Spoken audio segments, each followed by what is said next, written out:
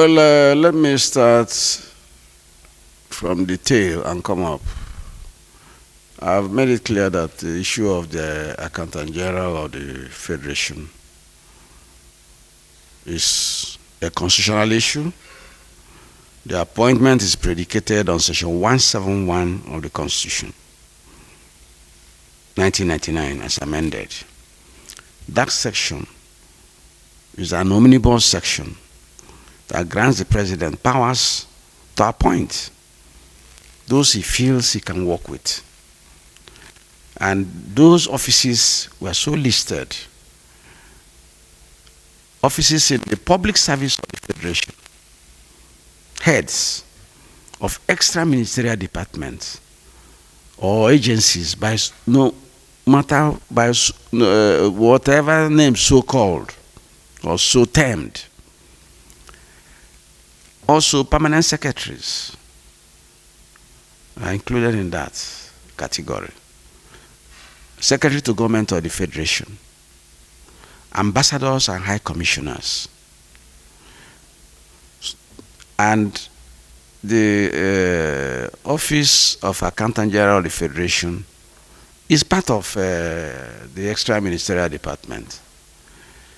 The powers under Section 171, I advise people to go and read it thoroughly and carefully. Even the head of service of the Federation, those appointments are listed there.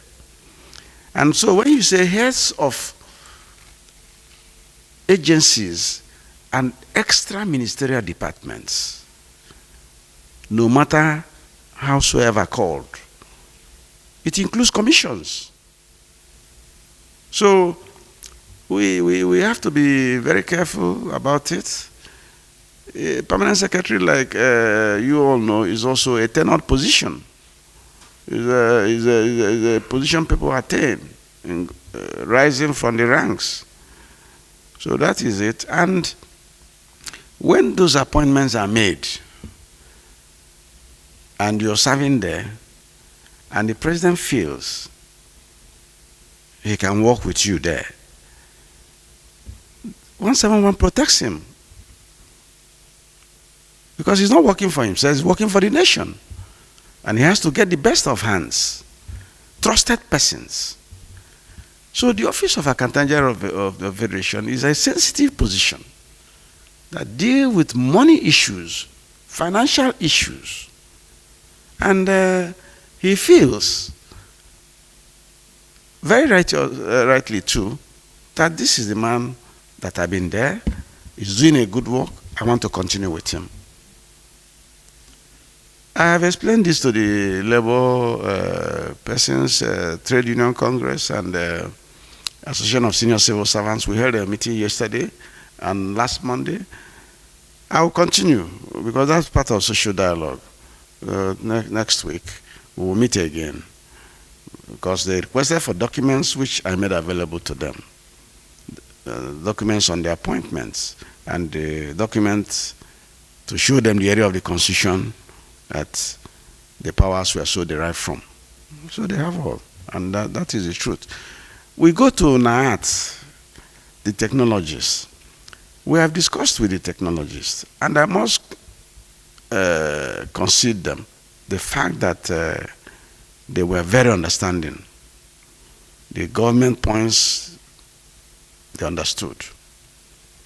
The major grounds was again the sharing of the 40 billion that was allocated to the universities for earned academic allowance and earned allowances by other staff members. Earned academic allowance for lecturers. And we showed them the books and told them that the last time the exercise took place, ASU got 80%, and they got 20%. And this time around, they are getting 70, ASU is getting 75%, they are getting 25%. 25% is 10 billion. The last time, the quantum of money was 7 billion. So it's a very big improvement. So NAAT understood, but made some requests, which we are going to look into.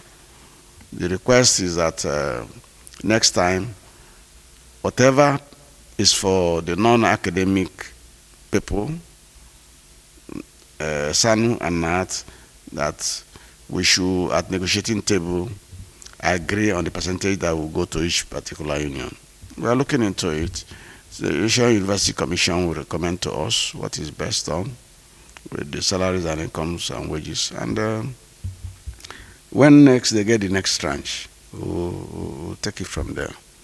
So on that, we signed a memorandum of understanding with them yesterday, and it's very heartwarming. SANNU, I've told you that they also have the same grounds sharing formula. We have also explained to them what the situation is, and they wanted us to defer that for further discussion to next week, and to which we agreed as government side. So it will be preposterous for them to now say that as we wait to negotiate further, that they're invoking a strike by midnight today. That will be against the labor statutes of both the International Labour Organization and the Nigerian Trade Dispute Act. And we'll find out it if they ever go that route. Finally, your first question is, why does it take government all this time? I've made a case. I said inadvertently the computation was omitted. They are not alone in the consequential adjustment saga. Some medical persons working in the university system are there. Some few universities, teaching hospitals, their housemen, house officers were also not properly captured. If you remember that the house officer system is a sort of a mobile system, a conveyor belt system, and so they were not captured properly. But all those have been addressed now.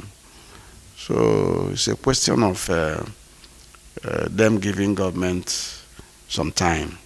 I'm very optimistic that if they give us 3 months, the finance minister will do the needful. Thank you.